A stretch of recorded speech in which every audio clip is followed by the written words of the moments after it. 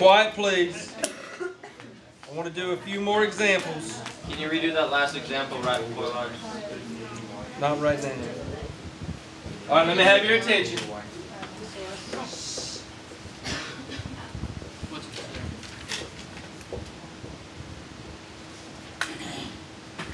All right. There are different ways of doing this problem. Okay? One way would be to distribute -2 to each and everything and then deal with it. Okay? Another way would be to get rid of this negative and then distribute +2 and deal with it that way. If it were me, I would follow the rule and I would distribute in all three places. You have to remember that the 4 is to the first power. So that's going to be 4 to the -2, x to the what? -4. -4, and y to the what? Or positive 6. To the +6. So this has to come down below and this has to come down below. The y stays put. Okay, it doesn't go anywhere. So the answer would just be y to the 6th over 16x to the 4th. Where did 16 come from? X squared. 4 squared. 4 squared is 16. Okay, questions? Okay. You wouldn't put a times symbol as up. I don't ever say 2 times 3. That's middle school. 2 times 3 with a dot. That's algebraic. Okay. Once you get into variables, you can't use x anymore because that gets confusing. Questions? Any questions? All right, let's do another example. I'll do it right here. We'll say 4x over 3 raised to the -2. 4x over 3 raised to the -2. Now here you have a fraction raised to a negative exponent. The shortcut, didn't I show you this already? No? Okay, you could do just what we did here and distribute all three places. But the shortcut way is to say 3 over 4x and change that 2 into being positive. Flip your fraction and then change your negative exponent into being positive. Because effectively what you've done by flipping it is get rid of that negative exponent. So now you can distribute into all three places, and what's your final answer? 9. 9 over 16x squared. 16x squared. It's got to go to all three places. It has to go to all three places. Questions?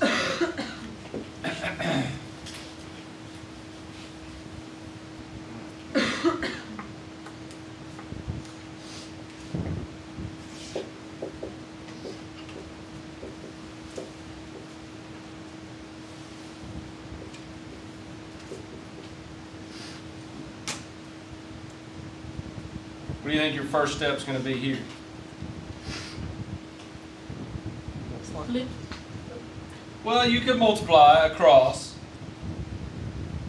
Do you flip it? I personally, what I would do would be to get rid of all my negative exponents. Yeah. I would flip this side and say y squared over x cubed. Then over here, this comes up to the top, and I have x cubed y to the 4th. Right? The y to the 4th came up to the top. Why? Because it was negative. Why did the x cubed stay put? Because it was already Because it positive. was already positive. It doesn't go anywhere. Now, does anything cancel? X To the 3rd. I got x cubed and x cubed. These cancel. I got y to the 2nd and y to the 4th. What does that mean? Y to the 8th. Not y to the 8th. To the If the 6th. bases are the same, what do you do with the exponents? You add and get y to the 6th. Y to the 6th. All right, questions? Any other questions? All right, now, real briefly, let's talk about scientific notation.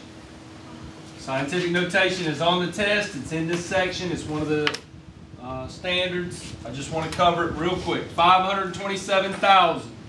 First type of question is going to say write it in standard form. You have to be able to write that in standard form, and you have to be able to write that in standard form. I'm sorry, not standard form, scientific notation. So how do I write 527,000 in scientific notation? 527 to the 3rd power. No. Oh, 1, 2, 3, 4, 5. 5.27 times 10 to the what? To the positive 5. How do you know it's positive 5? You're going to the left. That's okay if you know it that way. To me, if it's a big number, then that 5 is going to be positive. If it is a small number, like a decimal, then that number is going to be what? Negative. It's going to be negative. 1, 2, 3, 3 places, 1.9 times 10 to the negative 3. This is all review. Okay, nothing hard about scientific notation. How many? I moved 3 places. It always, I think what you're going to ask is it always is going to look like that. You always want one value to the left of the decimal. One value to the left of the, I think they call it sig fig. One value to the left of the decimal. All right. Now, what if you have a problem that looks like this?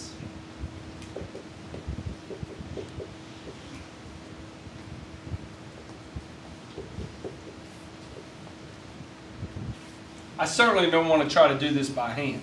Changing it, dividing it, simplifying it, and then rewriting it in scientific notation. So everybody look at your calculator. Take a look at your calculator. On your calculator, you have the ability to change the mode. Okay? On, clear, clear, clear. On these new ones, you're going to hit mode. And you're going to find scientific and hit enter. Then hit second quit or clear it out so that you're in scientific mode. On the old ones, you're going to hit second and that same button, the one right next to the second button, and you're going to come over to SCI. Did you figure it out, Lance? Yes, sir. Okay. So, here we go. 2.87 times 10 caret 3 equals. You're just going to get this amount in there. Okay? We're going to type that in there. Then we're going to hit divides, and we're going to do parentheses 1.3 times 10 caret 2, close parentheses, equals. I got a syntax error. Is that what you got? No. 2.87 times. I got an error.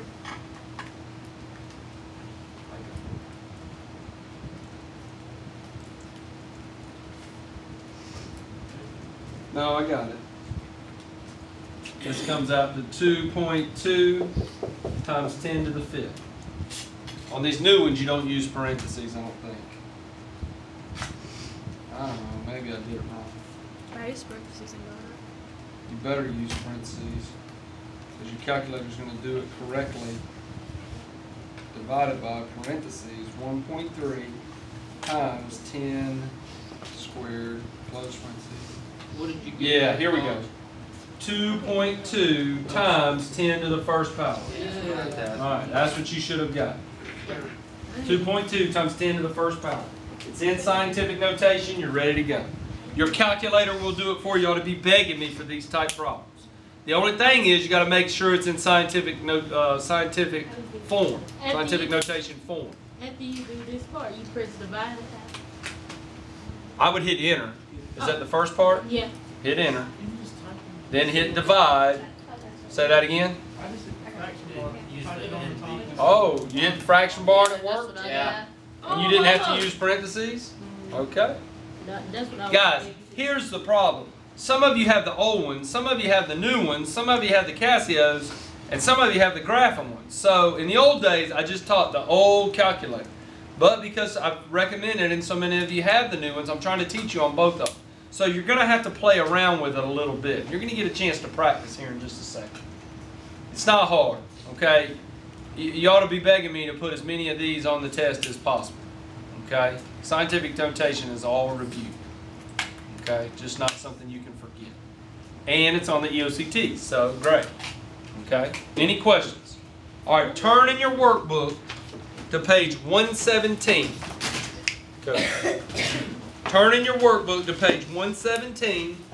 I don't want you to do every problem on that page, 1 through 26. What do I click? Just hit record again, I think.